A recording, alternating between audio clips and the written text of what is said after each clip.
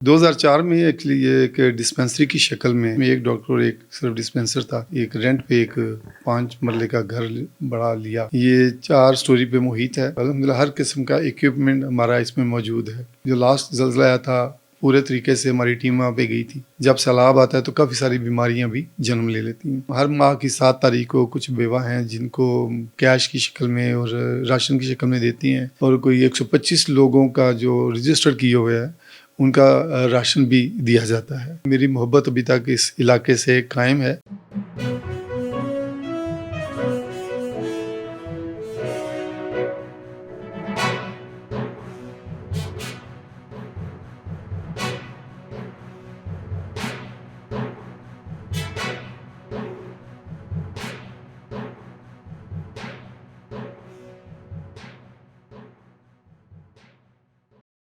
مختارہ رفیق welfare hospital میں ہم موجود ہیں. مختارہ رفیق ویلفیئر فاؤنڈیشن کے پریزیڈنٹ عبدالمجید صاحب کے ساتھ ہم بات چیت کر رہے ہیں. ان کے آفس میں پہنچ چکے ہیں. تو پریزیڈنٹ صاحب، اس انسانی خدمت کے سفر کا آغاز 20 سال پہلے ایک ڈسپینسری سے ہوا. آج ہم اس جدید ترین ہاسپٹل میں بیٹھے ہیں تو جس میں بڑی جدید ترین سہولیات ہیں. آپ ذرا بتائیں کہ مختارہ رفیق ویلفیئر فاؤنڈیشن میں کے زیر اہتمام آپ ہربنس پورہ میں انسانی خدمت کے لیے اور کیا کیا کام کر رہے ہیں، کوئی چیریٹی کے، انسانی ویلفیئر کے؟ بسم اللہ الرحمن الرحیم. سب سے پہلے تو آپ کا بہت بہت شکریہ، آپ نے ٹائم دیا اور ہماری اس فاؤنڈیشن میں ہمارے ساتھ کھڑے ہیں. 2004 میں ایکچولی یہ ایک ڈسپینسری کی شکل میں ہم نے کام شروع کیا تھا، جس میں ایک ڈاکٹر اور ایک صرف ڈسپینسر تھا. تو وقت کی ضرورت کے مطابق پھر بڑھتے چلی گئی تو ہم نے ایک رینٹ پہ ایک 5 مرلے کا گھر بڑا لیا. تو اس میں ہم نے شفٹ کیا. 2 سال بعد ہی اس کی کمی ہو گئی تو اس کے ساتھ والی بلڈنگ میں ہم نے رینٹ پہ لی.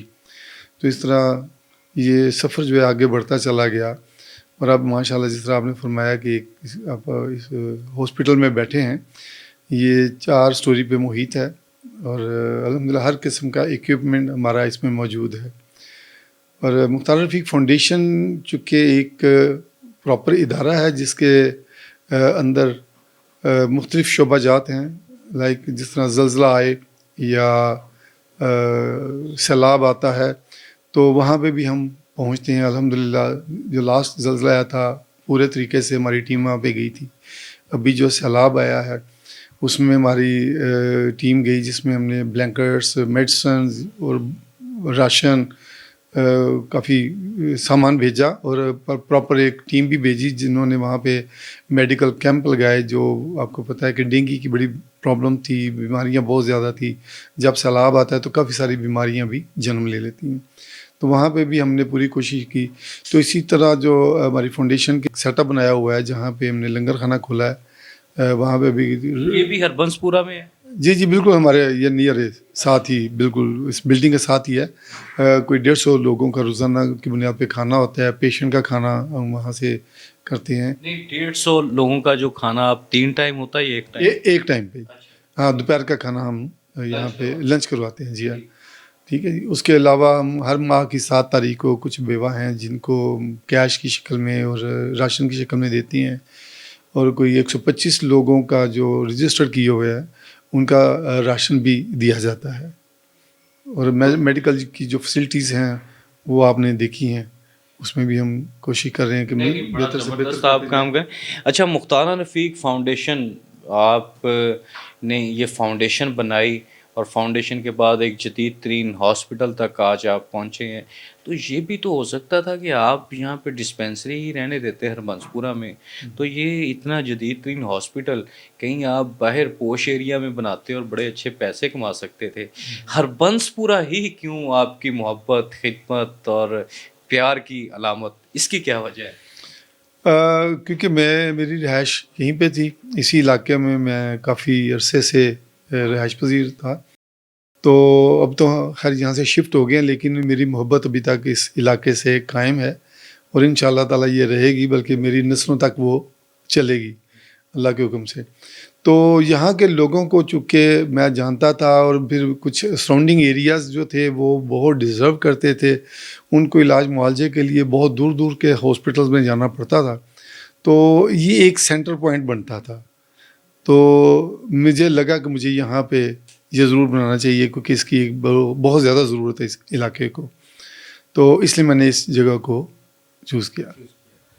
ہم مختارہ رفیق فاؤنڈیشن رجسٹرڈ کے پریزیڈنٹ عبد المجید صاحب کے ساتھ ان کے آفس میں موجود ہیں.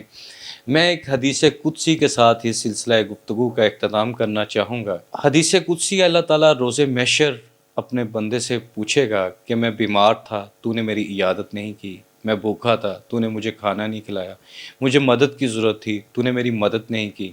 بندہ کہے گا رب العالمین آپ تو ان سب چیزوں سے بے نیاز ہیں، پاک ہیں. اللہ فرمائے گا میرے بندے کو مشکل تھی، اس کو مدد کی ضرورت تھی، تو نے اس کی مدد نہیں کی تھی. میرا بندہ بیمار تھا، اس کو ضرورت تھی آپ کی مدد کی، علاج کی، آپ نے اس کی مدد نہیں کی. میرا بندہ بھوکا تھا، اس کو کھانا نہیں کھلایا. تو آج کے اس میٹیریلسٹک دور میں، مادہ پرستی کے دور میں، نفسہ نفسی کے دور میں، مختارہ رفیق فاؤنڈیشن اور مختارہ رفیق ویلفیئر ہاسپٹل، لنگر خانہ، اس میں چیریٹی کے جو پروگرامز، انسانی ویلفیئر کا جو زبردست یہاں پر کام ہو رہا ہے، یقینی طور پر یہ بہت عظیم سعادت ہے. پورے ہاسپٹل کا وزٹ کیا، مختلف وارڈز کا، تمام چیزوں کو دیکھا، تو یہ ایک جدید ترین ہاسپٹل ہے. بلکہ یہاں کے جو ایم ایس ہیں وہ P H D of medicine ہیں، امریکہ سے بہت ہائی کوالیفائڈ ہیں. ان کا بھی یہی کہنا تھا کہ یہ ہاسپٹل لاہور کے، پاکستان کے جدید ترین ہاسپٹلز میں سے ایک ہے. مگر ان جدید ترین ہاسپٹلز میں علاج مہنگا ترین ہو رہا ہے اور یہاں فری آف کاسٹ ہو رہا ہے. یہ میں اس فکرے کے ساتھ میں اپنی گفتگو کا اختتام کرتا ہوں کہ یہاں پر مختارہ رفیق فاؤنڈیشن کے جو پریزیڈنٹ عبد المجید صاحب وہ جنت کما رہے ہیں، اور انہوں نے نیکیاں بانٹنے کی، کمانے کی یہ ایک دکان کھولی ہے جس کا نام مختارہ رفیق فاؤنڈیشن ہے. ہم بھی دعا گو ہیں اللہ تعالیٰ اس کار خیر میں انہیں دن دگنی رات چگنی ترقی عطا فرمائے اور ان کو اس ہسپتال کی اور ان کی آنے والی نسل کو بھی اس انسانی فلاح کے پروجیکٹ کی خدمت کی توفیق عطا فرمائے. انسانی ویلفیئر، انسانی فلاح و بہبود کے محاذ پر جو لوگ اپنی کاوشیں، خدمات سر انجام دے رہے ہیں، B N N T V ان کو آپ کے سامنے لانے، آپ کے ساتھ ملاقات کروانے اور معاشرے کے اور سماج کے روشن چہروں کی آپ سے ملاقات کروانے کے اس سلسلہ کو ہمیشہ جاری رکھے گا. آپ ہمارے ساتھ جڑے رہیے، آپ ہمیں دیکھتے رہیے. تو آج کے سلسلہ گفتگو کا ہم یہیں پر اختتام کرتے ہیں. B N N digital media network سے عبد الحنان چودھری کو دیجیے اجازت. آپ سے ہوگی پھر ملاقات. اللہ نگہبان.